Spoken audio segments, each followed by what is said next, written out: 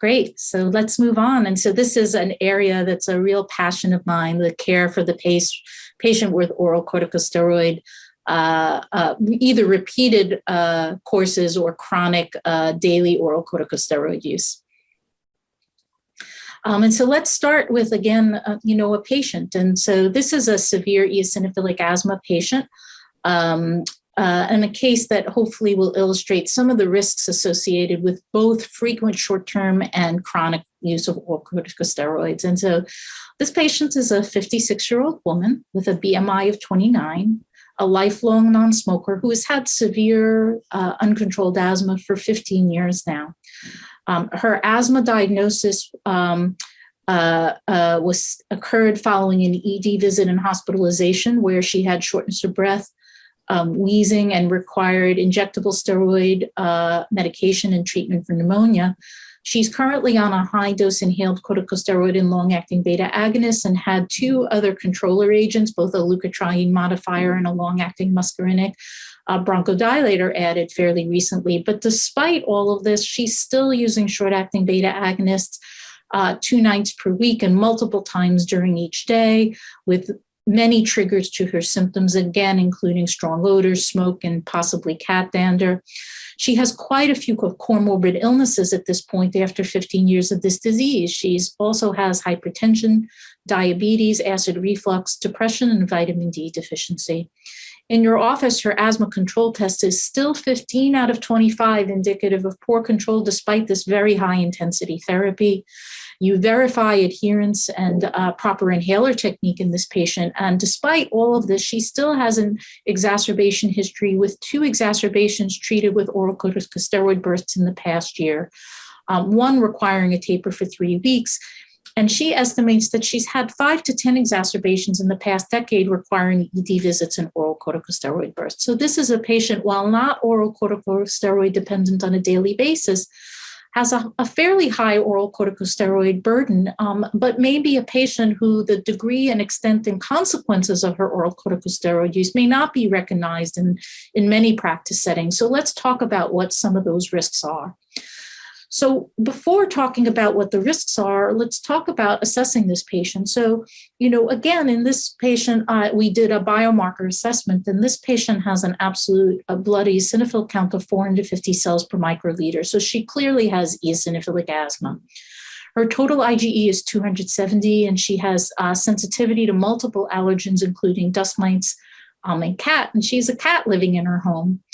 She also has an exhaled nitric oxide of 75 parts per billion, which is quite level over the upper limit of 50, which is indicative of type 2 airway inflammation. And so obviously modifying her environment, if possible at all, would really be a priority in management of this case.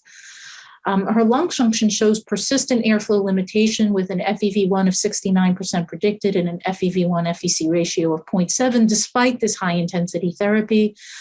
Lung volumes and gas transfer are normal, excluding other comorbid diseases, and her chest X-ray is normal with the exception of hyperinflation of her lungs. There are no consolidations. And so let's talk about what we mean by short and long-term oral corticosteroid use. And so short-term use is common for many patients with asthma. We often talk about this as acute course or using a burst or treatment for an exacerbation, and it usually constitutes short-term exposure. And for patients with severe or difficult to treat asthma, about 46% to up to 92% of patients will require a short-term course over a 1-year period. When we talk about long-term use, we're often talk about chronic users of oral corticosteroids, and sometimes we'll talk about this in terms of daily or continuous use, chronic or maintenance dose, or use of oral corticosteroids as a maintenance medication.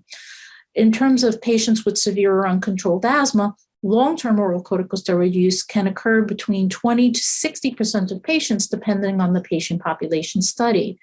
And in this a systematic review by Jean Bleeker earlier about a year ago that pooled 139 observational studies, including over 21,000 patients, about 19% of these patients had severe asthma step 4 or 5 therapy. And these data on frequency of intermittent versus long-term use comes out of this particular study, as we mentioned.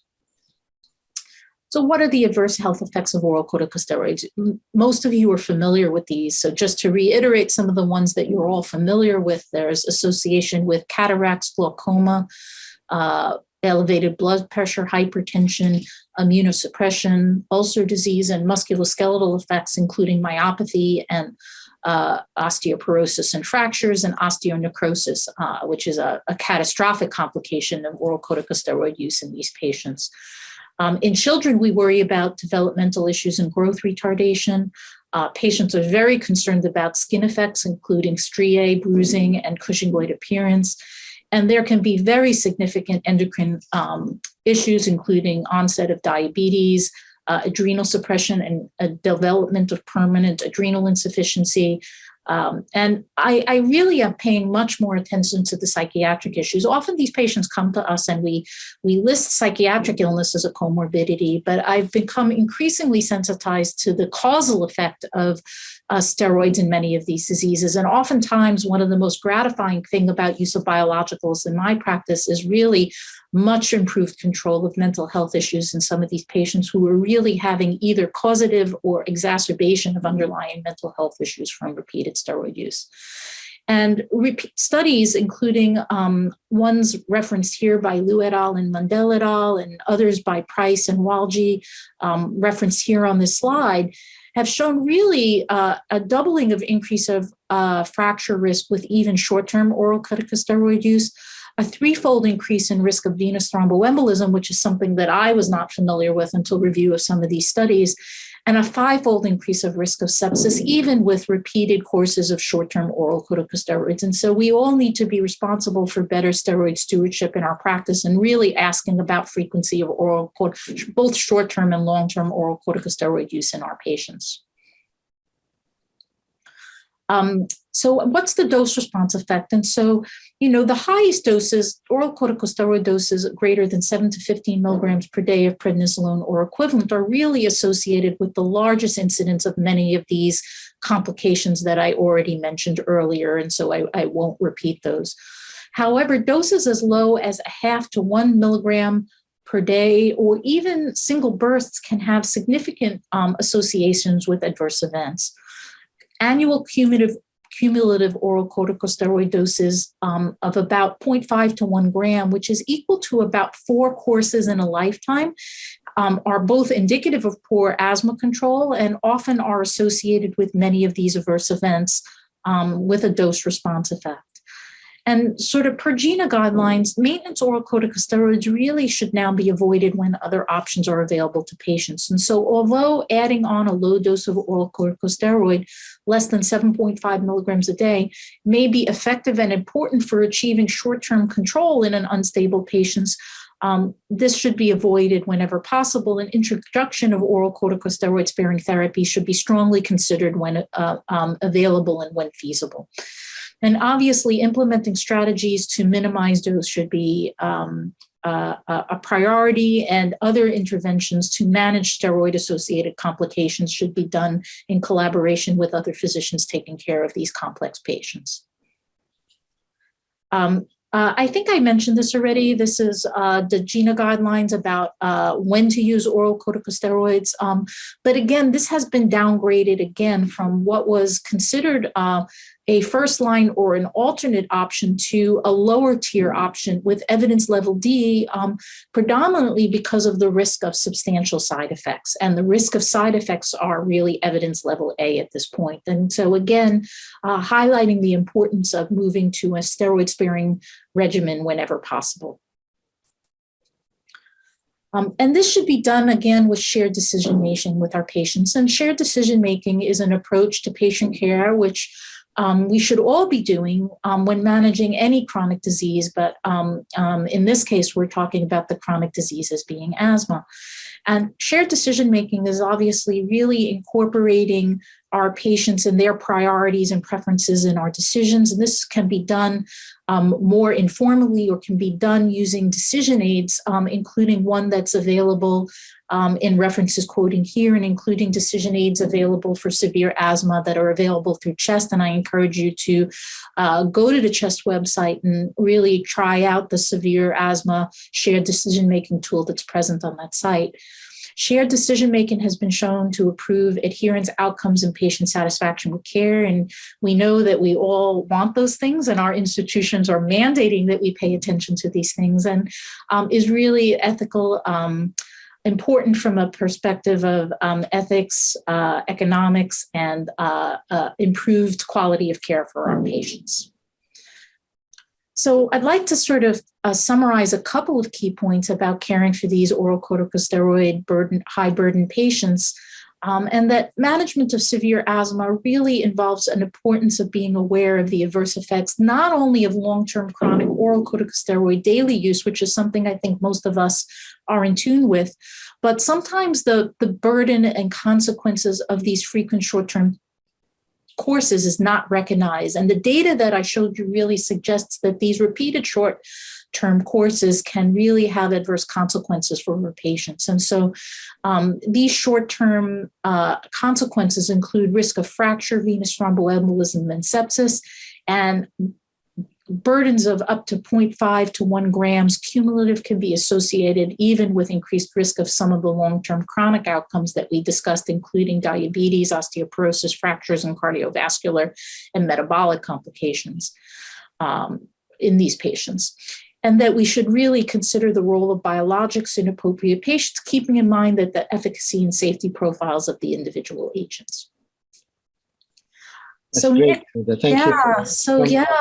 Thank you. Thank you. So let me ask, I think, sort of when you get patients who come into your practice who are really using repeated short courses or are on chronic oral corticosteroids, really, how do you approach the care of those patients in terms of identifying eligibility for steroid-sparing therapies? And even more importantly, I think making sure we treat the whole patient and are really helping to prevent steroid-associated complications. Well, Linda, it's a challenge for 2 reasons. One is the patient's perception. Every time they get sick, they get short-term, either pulse steroids, as you mentioned, or short course, or if they're on chronic, we go up on their dose.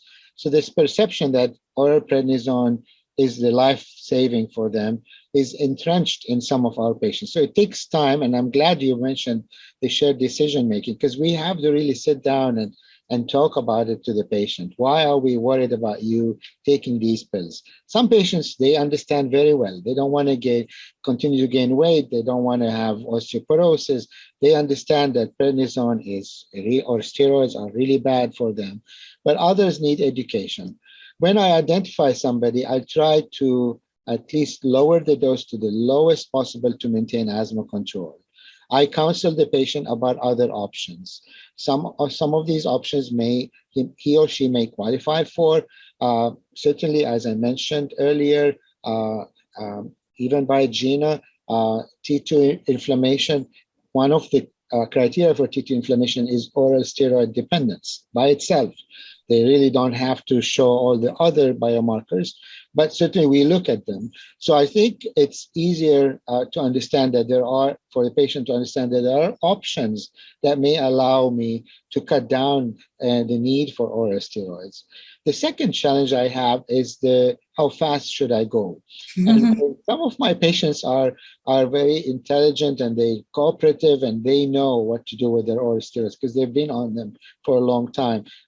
I depend on them, so I give them the smaller portion of these medication. I ask them to titrate it down very slowly, as you probably do as well.